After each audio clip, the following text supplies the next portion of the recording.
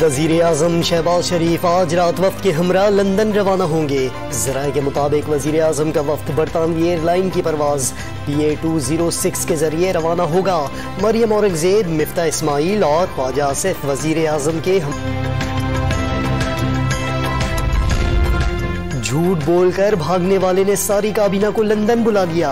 ये अवाम के पैसे पर सजा याफ्ता बुज़दिल और झूठे से हिदायत लेंगे। इमरान खान का जहलम में कारकुनों से खिताब।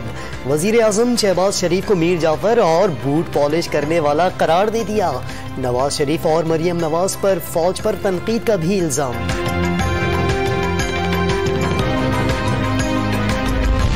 पंजाब में सियासी बहरान संगीन। परवेज इलाही का कायम मकाम गवर्नर का चार्ज लेने से इनकार।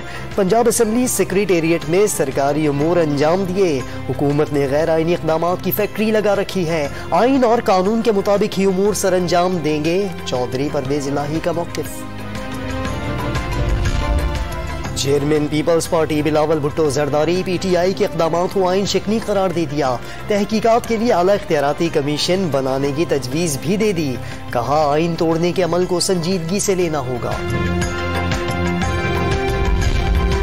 वज़ीर आज़म शहबाज शरीफ से अमल वली खान की सरबराही में अवामी नेशनल पार्टी के वफ्द की मुलाकात।